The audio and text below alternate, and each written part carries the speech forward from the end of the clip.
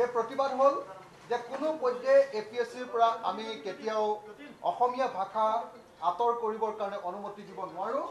সেই প্ৰতিবাদ সেইকাৰণে মই আপোনালোকৰ সন্মুখত কৰিব খুজিছোঁ।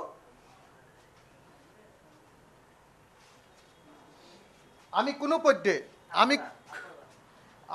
পৰ্যায়ে কেতিয়াও APSCৰ পৰা অসমীয়া ভাষা আঁতৰ কৰাটো অসমীয়া মানুহে মানি ল'ব নোৱাৰোঁ।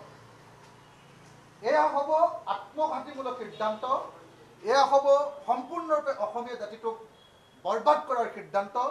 গতিকে আজিৰ দিনটোত আমি অসম বিধানসভাৰ সন্মুখত এই প্ৰতিবাদ সাব্যস্ত কৰিছোঁ, যাতে APSCৰ পৰা অসম লোকসেৱা আয়োগৰ পৰা যাতে বাধ্যতামূলকভাৱে দিয়া যিখন কোৱালিফাইং পেপাৰ, অসমীয়া ভাষাৰ যিখন কোৱালিফাইং পেপাৰ, সেইখন যাতে আঁতৰ কৰা নহয়।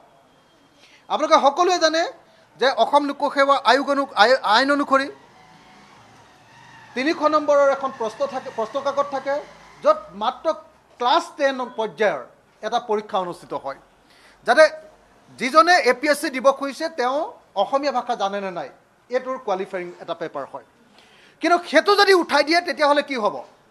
তেতিয়াহ'লে এনেকুৱা APSCৰ লিডাৰ, এনেকুৱা অফিচাৰ হ'ব যিবিলাকে হয়তো অসমীয়া ভাষা নাজানিব। যিহেতু কালি গুৱাহাটী উচ্চ ন্যায়ালয়ে ইতিমধ্যে স্থগিতাদেশ দিছে, গতিকে এই মুহূৰ্তত মই যি আবেদনকাৰী, গুৱাহাটী উচ্চ ন্যায়ালয়ৰ আবেদনকাৰী যি PIL কৰিছিলে, ৰাজহুৱা স্বাৰ্থজনিত গোচৰ দিছিলে যে অসমীয়া ভাষাটো উঠাই ল'ব নালাগে, তেখেতক মই এই মুহূৰ্তত অভিনন্দন জনাইছোঁ।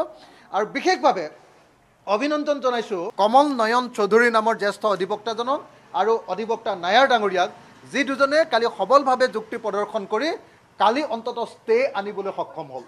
গতিকে কোনো পৰ্যায়ে অসমীয়া ভাষা APSCৰ পৰা উঠাবলৈ দিয়া নহ'ব। এয়া ৰাইজৰ দলৰ আমাৰ দাবী, আৰু এই দাবী অসম চৰকাৰে মানি ল'ব লাগিব। প্ৰয়োজন হ'লে এই সম্পৰ্কে আমি উচ্চ ন্যায়ালয়ত আমাৰ হস্তক্ষেপ আবেদনো দাখিল কৰিম।